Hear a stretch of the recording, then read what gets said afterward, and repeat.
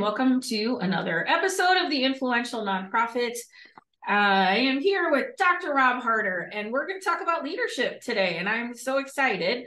I am, because that's my jam. I love to talk about these things, and I'm very excited to have you, Rob, and we're going to talk about leadership. Now, I was just saying, you and I have probably been in the business the same length of time. You said 29 years. I'm about around there, early 90s. So we've been on a wild ride. Yes, we have. Seen a lot of changes. Right. Like when we did marketing, we called it spray and pray, I have not even heard that phrase, but I like that. I'm going to use it now. Put it out there and see who responds. See what sticks. So we're going to talk about leadership, some of the biggest challenges facing nonprofits and how we can rise to meet them. Before we get into all of that, I always ask the same first question, which is, tell me something you're proud of that you don't get to brag about a lot. Oh, I'm super proud of my family. I'll be honest with going to the family route. I've got 3 girls. I can't believe my youngest now is going to be a senior in high school. And it's really fun to see the young women they become. I honestly feel like I'm very proud of the girls they've become and the family that I have. So that's one of those things I don't get to talk about a lot, but that's what I'm proud of for sure. That's awesome. It's great to see the progress. I'm waiting for that. I'm like, I think you mentioned, you've got a teenager, right? Yeah. Hold on.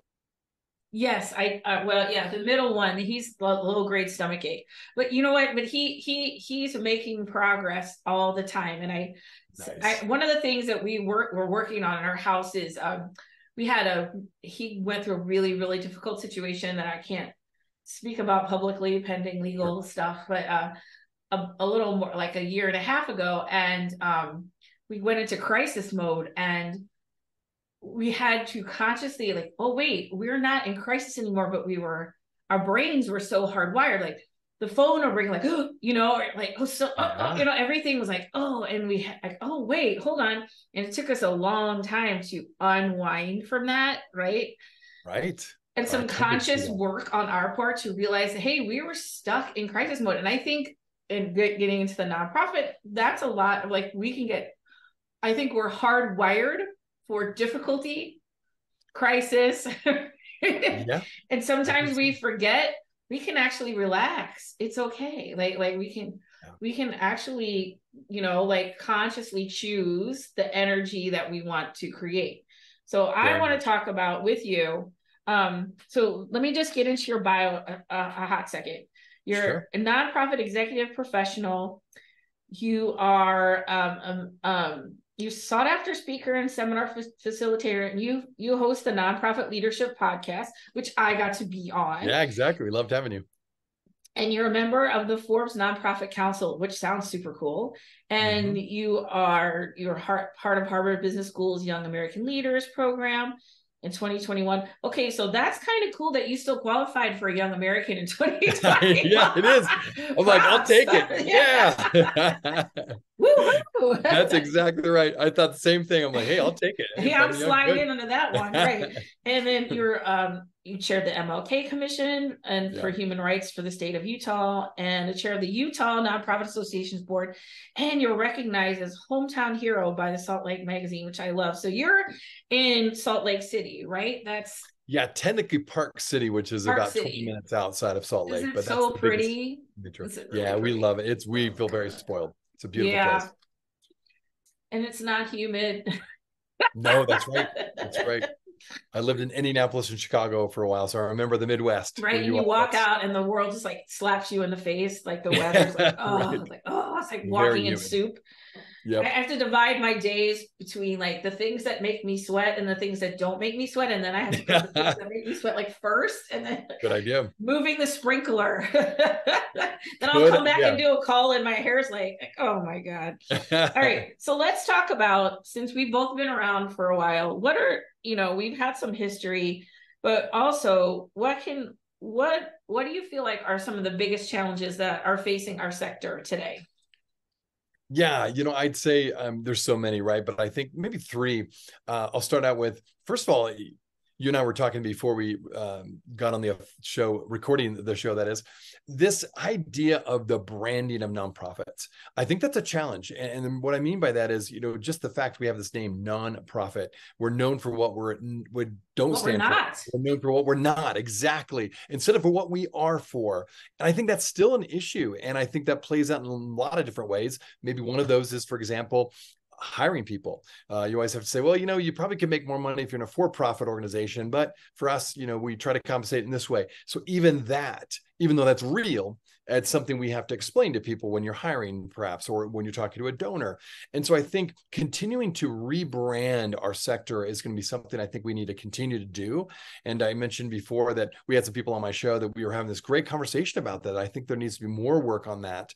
And then a second place it plays into is just, salary rates. There's this idea that, I'm not sure where it started, Marianne, but it's been around a long time, where you shouldn't pay nonprofit leaders too much, right? There's almost this thought that they don't deserve it, or it goes to their head. And so we don't want money to go to staff. And so let's not pay them very much. But yet you also want the best people doing some really important work, right? And some of the most important work is done by nonprofits.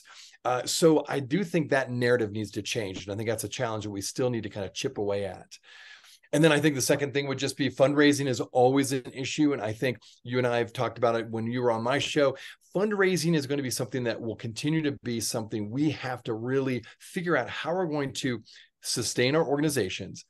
And I just read something recently where there's been this huge shift, if you will, on focusing on really the top givers, because percentage-wise, as you look at giving trends, the top givers, we're talking the top 10%, are typically giving the largest gifts. So you would offer that 10-90 or 80-20 to whatever principle you lean into, but say 10% of your givers, your top givers, give 90% of your budget, which is wonderful that you focus on that and you're wise to that, and you really serve those people and make sure that they understand what your mission impact is, because they have such an impact on your organization. However, what people are finding more and more is that there's a lot of people that may be more willing to give at a lower end, but more consistently. But because we don't often focus on them, they almost feel a little bit pushed aside. And over time, that could be an issue, particularly with this next generation, the Gen Z generation that wants to be involved and really wants to roll up their sleeves and actually serve in your organization, for example, maybe before they give, and they don't have a ton to give yet. They're still building their wealth, so to speak, or building their income. And so they won't be able to give big checks for a while, but they could be great advocates. They could be great social media fans of yours and really help get the word out about your organization, which then leads to more support. So I think that understanding that trend line and making sure that we, yes, take care of our key donors, but don't neglect maybe 90% of your donors potentially, just by focusing on that 10%. Right. So I want to go back to the branding thing, because I think it all feeds into all of this. And for me, the nonprofit sector in general, what I have witnessed is we tend to get entrenched in a scarcity mentality. Right. And so, like I was saying, in my house, like we were like in crisis mode. We had to consciously shift that thinking and our reactions to things. And so we were taught that there's only so much money for philanthropy, so we better get our slice of the pie.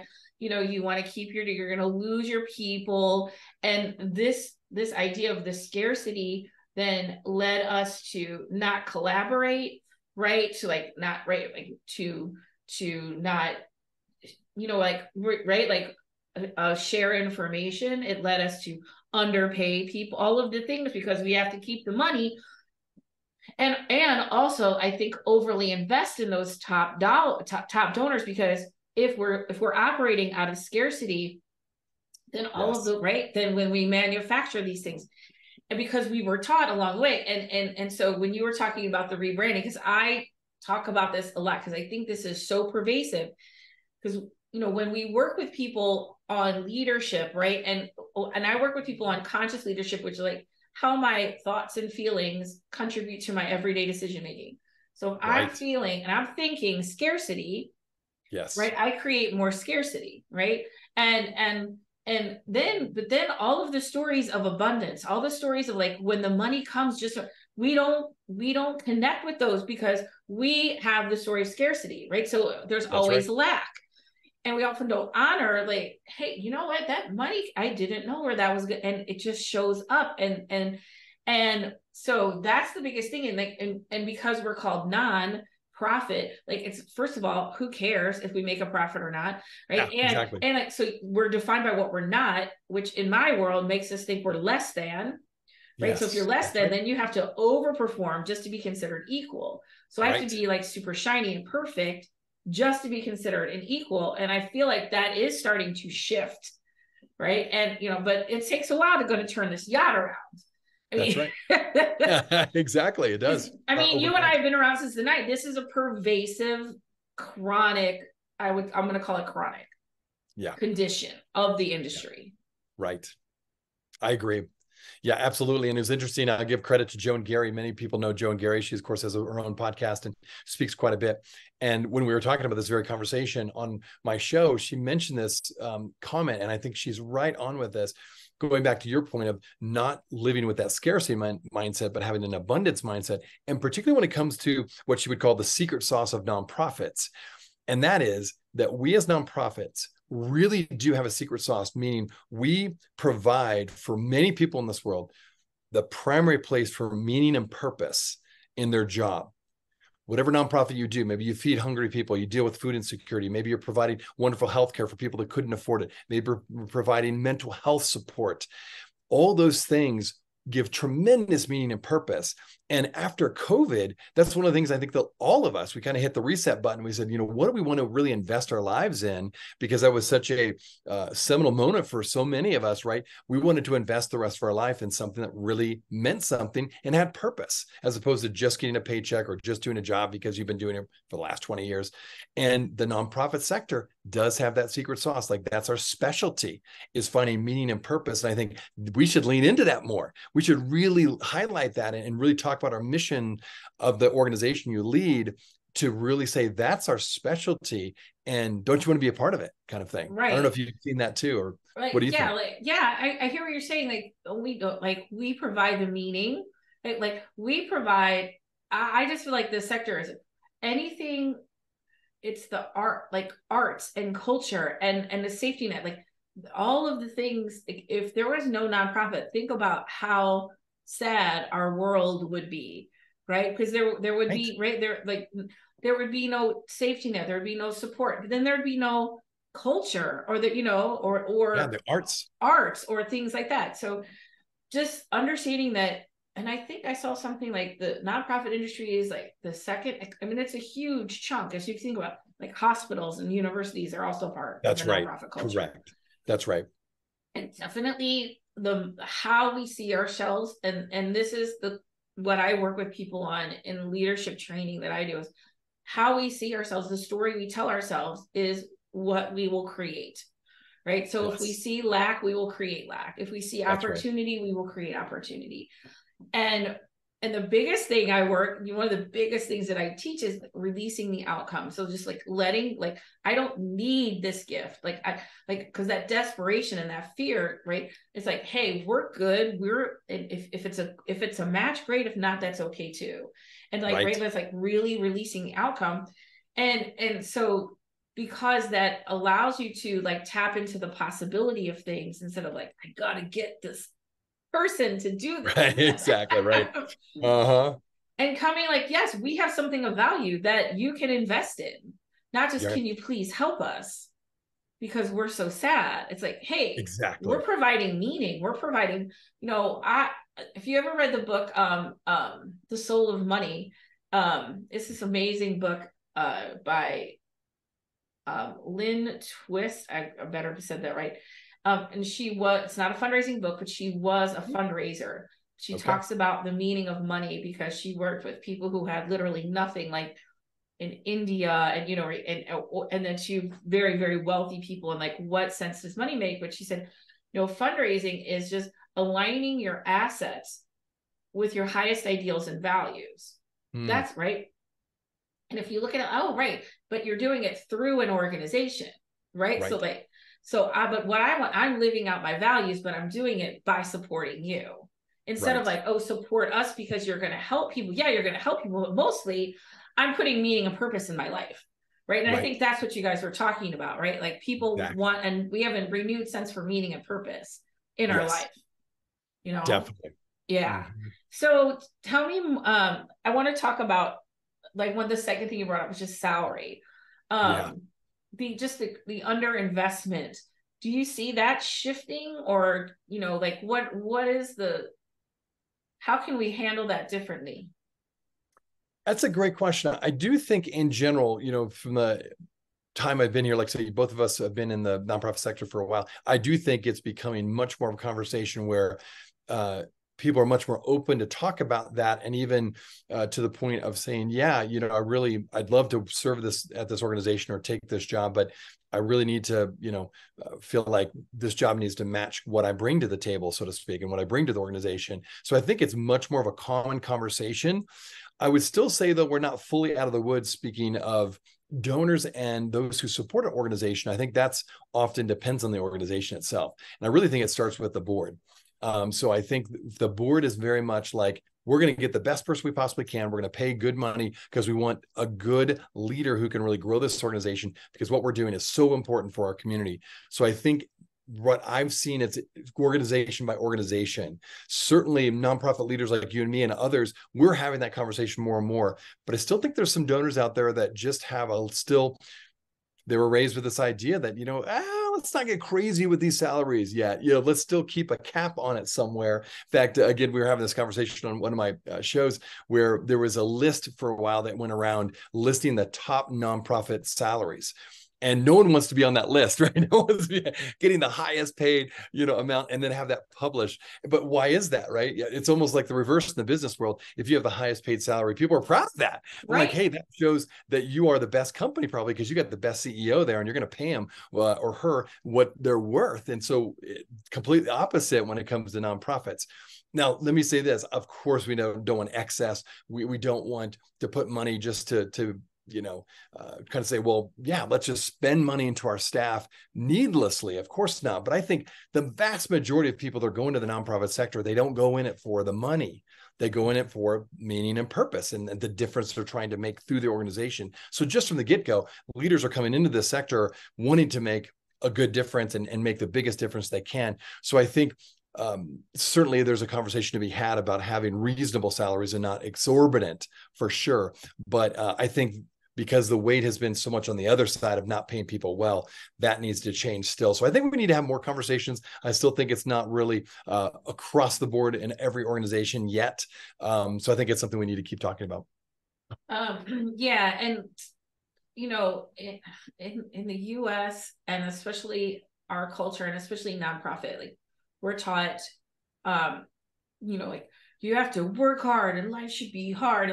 Like, you know, no one wants to work anymore. Of course, no one wants to work. Who wants to work? Like, that's sorry. What? Work is hard. You know, people are like, oh, you must work so many hours. You have your own business. Like, no, why would I have a business where I have to kill myself? Like, no, like that's not, no. And so like, we have this, it should be hard. Right. And we have, that we have to sacrifice ourselves in order to make others better.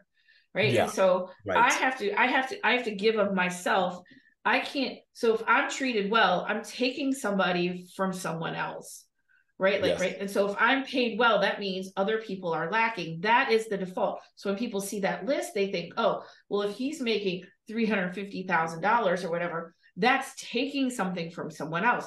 Where in the for-profit sector, we would say that person makes that much because they're generating. So the person who leads a nonprofit, and I'm not saying this is right or wrong, I'm just pointing out the thought. Yeah, is $350,000, right? But they may generate $6 million, right? In revenue, right? And that's why they make that money, because they're really good at bringing in money. And that's so, you know, and if you reduce that, then you bring in somebody else. Now they're dropping off the donations, they're dropping off programs. And I always think I want to just trust people that they know what their people are worth and that what they're paying them is what they are worth. And because the underlying thing is, oh, there's a finite amount of money. So if I pay this person this much money, that means I'm taking something from someone who needs it more, instead of I'm going to give this person enough money because I create stability in my staff. I invest in my staff. I invest in the infrastructure. And that creates, right? I'm going to be the model for what I see. So one of my clients many years ago was the Big Brothers and Big Sisters of Eastern Missouri. And I'll never forget this, Rob, because it was my old company. We did some branding work for them in this new building. And it was like really beautiful. And it's this historic Woolworths building in St. Louis where we had like sit-ins and lunch counter. So they kept the sign. She got historic tax credits. Her name, Becky Harter, was the ED at the time. And it was beautiful. And it was well lit and it was gorgeous. And I said, what if she says, I make no excuses. I said, she goes, I built this because my staff and the people we serve deserve the best. They deserve to come into a beautiful space and work in a comfortable, beautiful space. Love that. And I got tax credits, but you know, she's like, and yeah, I got right, exactly. but yeah, like we deserve to work in a warm, comfortable environment. She goes, and when the bigs and the littles and their parents come in, they deserve to come in to a beautiful space that welcomes them. And I'm like, I'll never forget that. Love that. Honoring the dignity of both your staff and the people you serve. That's a great value. I 100% agree. It's okay to be treated well. It's okay not to work long hours. Like it's okay because it's just like there's a Rumi quote that I say all the time. You give from the overflow, not the depths of the well. And there's a lot of people out there giving from the depths of the well. Yeah. And what happens? Resentment, right? And now we resent the very thing that we want to serve. All right, let's talk a little bit more about like fundraising and what's the future of fundraising? Yes. Okay. So a couple of things I would say. Number one, donor advised funds. They're seeing this huge shift where more and more donors, particularly big donors, are using donor advised funds more and more, DAFs for short. And so that's something where I've realized we've been using that for like a lot of the donors to my organization have used it for a long time, but I know for a lot of smaller organizations, that's still kind of a new concept. So if that's something, if you're not familiar with that, do your research. They're not that hard to understand. It's not that hard for your organization to be able to receive it. It's very easy actually, but I think it's really wise in how you go to donors. And what I mean by that is oftentimes if you have a donor advised fund, that person's going to be thinking about what they want to give. It's probably going to be a much larger gift versus where you have, hey, could you give, what can you give today? And it's more of this urgent push. What can you give today? And maybe they give you no one really gives cash, I don't think anymore. Right. But it's like, say it's a quick gift of, I don't know, $200, say, or $1,000, where they may be planning to give like $10,000 or $50,000 through a donor advised fund. So if you're not having conversations with your donors to really think through the way they want to give, I think you're missing an opportunity. So you may be getting $1,000 today, but missing $50,000 tomorrow by not having that awareness and conversation about the possibility of this donor advised fund that they could use. Because for them, obviously that's set up where it can be a great tax write-off, and it helps them to become much more intentional with their giving. So number one, I would say, make sure you're familiar with donor advised funds, because more and more people are using that. And I think secondly, just continuing to make fundraising very easy and simple. Everything from your website to your social media page to any event that you have QR codes available. I mean, think about it. You go to restaurants, you go to the airport, QR codes are everywhere, right? And so I was just actually flying over this past weekend, and like you sit down at a restaurant, you rarely even interact with a waitress anymore. You actually get everything through the QR code, and then they may show up and bring your food to you, but it's not as much that personal interaction. It's all through this QR code. And like it or not, I mean, that's just the way our world is going. And so being wise with how can you maximize those opportunities, because we're getting used to more and more using our phone or other ways to make it super easy. So the easier your process, the better. In fact, I remember I had someone on my show, we talked about this. You should do an audit of your website and find out how long does it take for someone to come to your homepage and find your Donate Now button.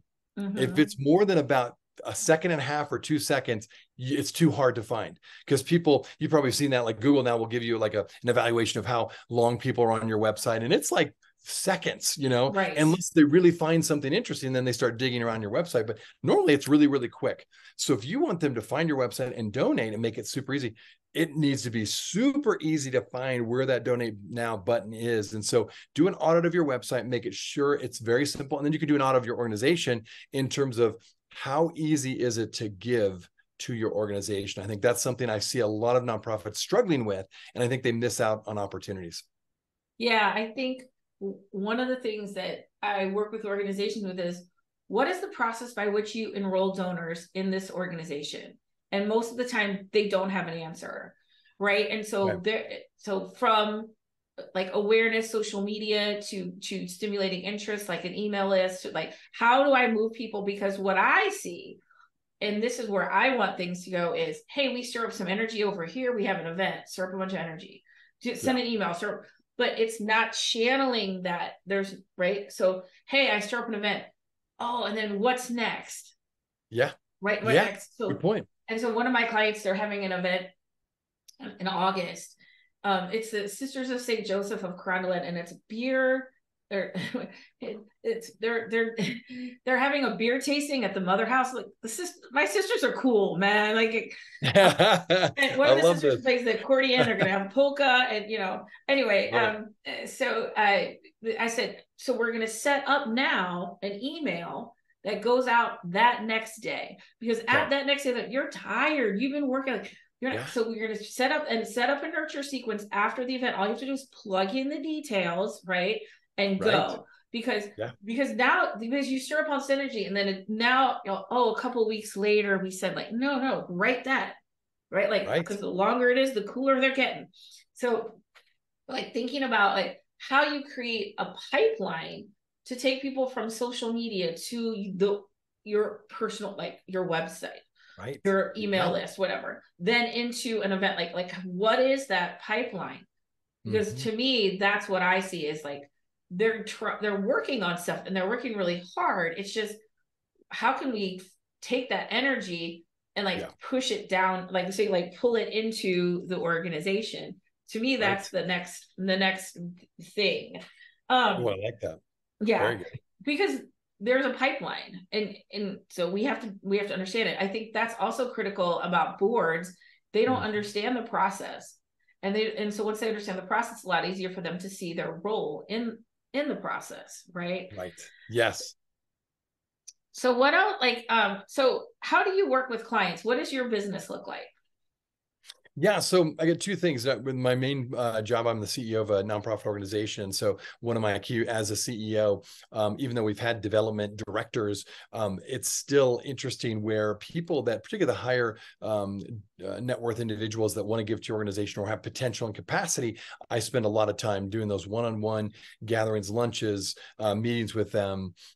So that's a lot of what that interaction is for me. Then, of course, I've got a large staff. And so we have program directors and managers that end up then serving the community in different capacities. And so we certainly have clients that we serve in the community. And then, of course, we have those who support us. They can be both volunteers and then donors. And so that, again, looks very differently, depends on who they are.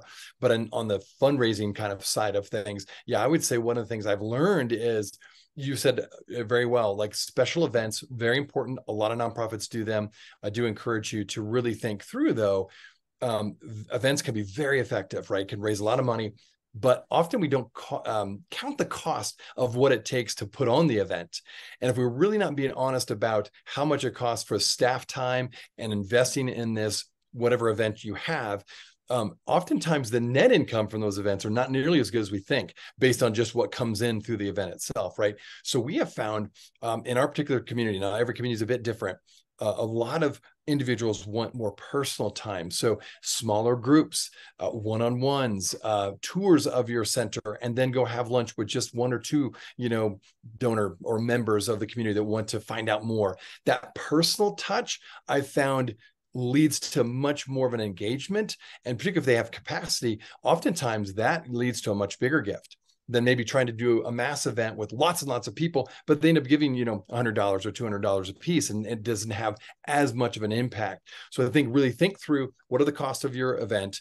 And then number two, what is your target audience? And, are you really trying to look at the masses and make this more of a awareness event, or are you trying to connect with as many people as possible, or are you really trying to zero in and get some people that become raving fans, for lack of a better term, right? Where they just love what you're doing. Volunteering would be great, but certainly if they financially support what you're doing, they will tell their friends. And I found that is one of the best ways to get a real established group of people that truly now are regular donors, and your retention rate goes higher? I think during the pandemic, we all figured out that we could live without galas.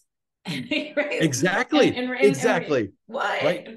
I want to say I 100% agree with you now, because I think when you do the big galas, and it can work for some people. I'm not saying it did, right? But like when you look at the staff, like they may have a staff person who 80 or 90% of their job is putting on this event, right? That's a year-round thing for them.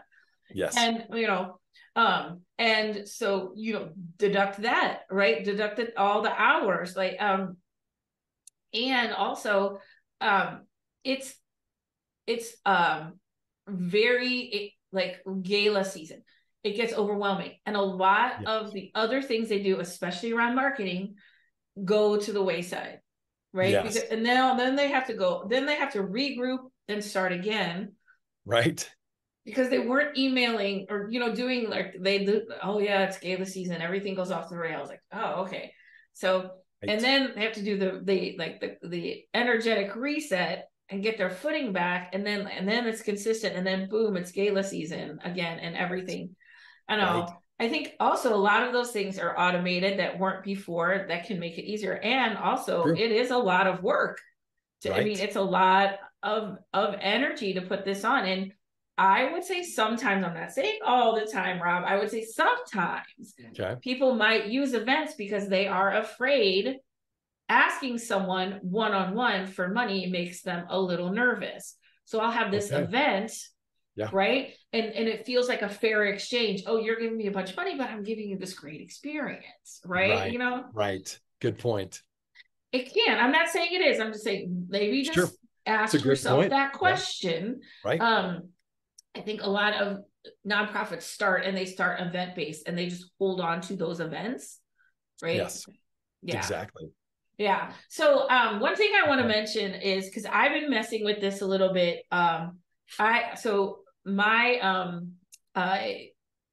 People take my course, and then if you're interested, I have a long-term program. So I have people who it's called the Influencer Power Circle. They're with me. They do a year with me, right? Okay. And so this group met on Monday, and my colleague came in, and we talked about AI, and we focused a lot on Chat GPT. And the nonprofit, I was like, boom, boom, like my head is like, what is happening? And we've seen it all, right? Like we've seen it all. Like I came from where, you had to put the thing in like even just our monthly luncheons, you had to mail out the notice and go to the PO box and cash the check. Like we've seen it all. That's and this feels so crazy. So what is your impression? How can nonprofits use this? How do you feel about it? Like, what are you thinking? I think it's a great question. This AI question really is impacting all sectors, education sectors, of course, for-profit and nonprofit. I think a couple of things. I think for smaller nonprofits, it can be a great use of technology, again, within these boundaries, but meaning, so if you don't have a big staff and you really need to figure out, what's a good way to do a strategic plan? You could type it into Chat GPT, give me a strategic plan based on, these parameters or whatever with your organization. That may be a help to you if you don't have a bigger staff or don't have the resources to get that from, another place. I think the danger then is all of a sudden now you're trusting whatever they give to you is exactly what's perfect for your setting and your context. And so I don't think you can just only rely on AI, for example, or technology without critically running it through the filter of your DNA, your mission, your cultural context. So make sure you never lose sight of that.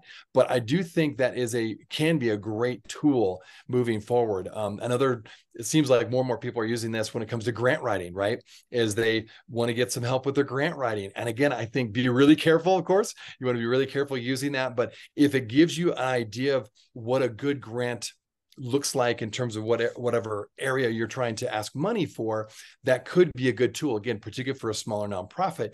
But again, it's got to be in your voice. It's got to match, again, who you are as an organization and match your mission. So I think if you just think it's a panacea and you just like, oh, I'm solved. I'll be an executive director. I don't want to hire anybody else because I'm just going to use AI for every aspect of my organization. I think you're in trouble because you're going to lean way too much in that and forget that, no, this is just a tool. It's not a replacement of people. people and or replacement of who you are, again, what your unique footprint is in your community. So that's my initial. What are your thoughts on that? I love it, you know, and it is, you're right. Like when we're playing with it and using it, it's definitely a nice starting point, right? Like it's a nice, it's like, oh, you can get some input. And one of the things that we were talking about that I think is really interesting is, you know, back when, you know, however many years ago, when people you learn to write, that was considered, you know, dangerous because we wouldn't remember anymore, because language was all verbal. But then like when the printing press was developed, it was considered dangerous because we learned by writing, you know. So like and so there's, I feel like what happens is like, oh, this is so scary, but then realize, oh wait, we're human beings, right? And then there's a balance, right? And the balance is restored.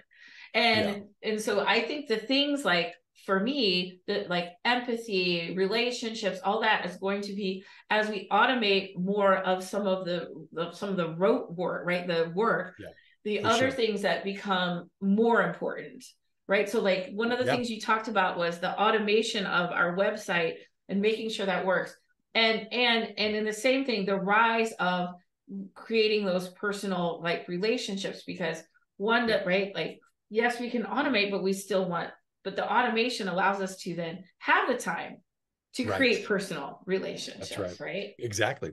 I'm super fascinated by it. I think like, and it's a tool, right? It's a tool, and a tool can, it can be used for positive or negative, like however you want, but it is a really cool tool. And I especially think for grant writing. Yes. Right. Yep.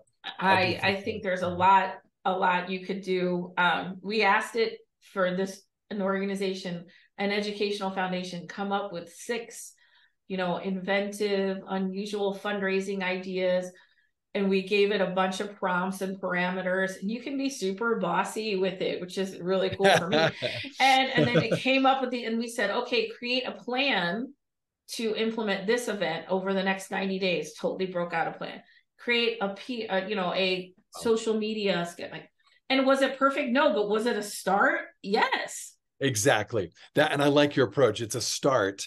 Don't make that your only plan and just take it verbatim, you know, and carry it over here. No, use it and run it through again, the filter of what works for you and what's your organization like and what's your specific, you know, unique footprint again. But I like you saying it's a start. It gets you off the ground and it helps you. Oh, okay. I didn't think about that. That's a great idea. Yeah. Right. So, oh, that's good. That it's like getting some input and opinion. And I just feel like people are like, oh, I make strategic plans for a living. Like you're gonna be fine. Yeah, I think so too. That's right. Like, yep. You're gonna be fine.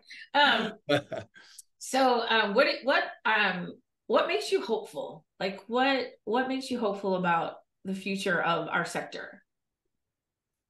Great question. I often ask the exact same question of my guests.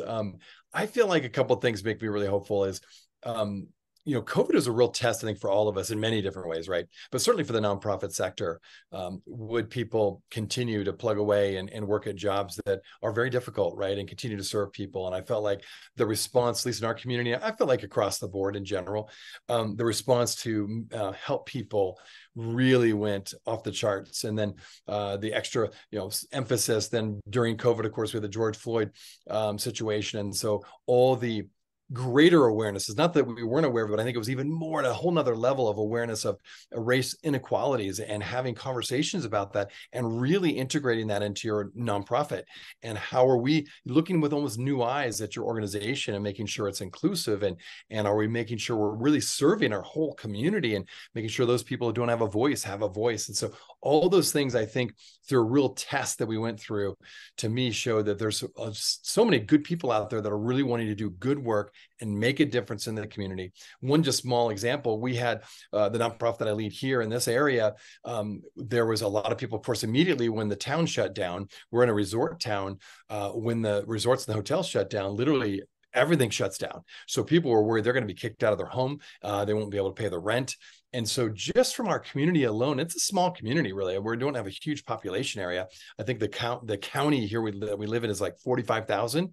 we were able to raise over $2 million for rent assistance in a short amount of time to make sure, and that was all given to local residents to make sure that they don't, lose their place or get kicked out of their spot and become homeless. And so that was just one of many examples. And of course, the food we gave out and the mental health support we gave. It wouldn't have been impossible if it wasn't for the community that raised up and gave that money. It wasn't like it was sitting around in our budget. We didn't have an extra budget of $2 million to give out, right? It came from people in response to, there's a huge need. Let's come together as a community. And I know of stories across the country that happened. So that really does give me hope. And then the second one would be, with my podcast, is I've interviewed some younger generation leaders, and it's been so fun to have them on the show. And obviously when you're, just out of high school or in college and you're in your 20s, you've got a lot of like big dreams. And I love that. I think we all need that. Right. And I'm listening to them and having them share their story, what they're doing, how they want to make a difference, gives me a lot of hope, because they've got tons of energy, lots of excitement.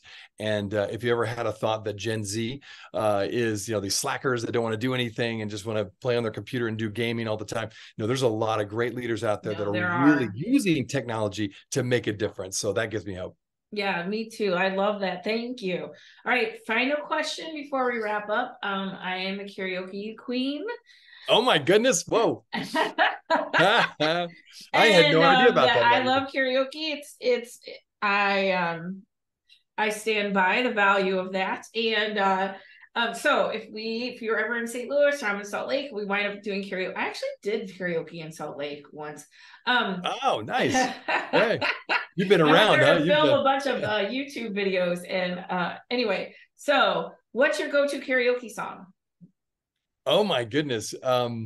That's a really good question. This is going to sound like a funny one, only because I have 3 girls and my wife who love ABBA and love the movie and everything, Dancing Queen and anything around that line. So I can jump in and do it with them. So it's not just me. So I have a little bit of support. So Dancing Queen's a great one. That'd be for everyone would sing and dance right along with you. And that's right. It's a crowd favorite, right? Exactly. We'll do that. All right, Rob, it's been so great to talk to you. Thank you so much. I've got links we're going to put links in the show notes.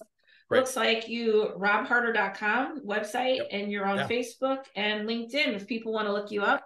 What's the best way? Where are you at the most? Yeah, I would say for related to this is LinkedIn is probably one of the best. Of course, you can go to my website, robharter.com. It's a great spot to go to too. Those 2 spots are probably the easiest. And you can always message me through either one of those avenues, and it would be great to hear from you. Yeah. And, you got to listen to the Nonprofit Leadership Podcast, just along with the Influential Nonprofit. Yep. All right. Great to see you. Totally. Thank you so much. And that's it for me on this episode of the Influential Nonprofit. If you haven't yet, you can go to theinfluentialnonprofit.com. You throw in your email and you get this really cool starter kit of all this. My ebook called Stop Sitting Back and Start Making Change, and a couple other goodies so you can start practicing your influence. Thanks again, Rob. Hey, you bet. Marianne, thanks for having me.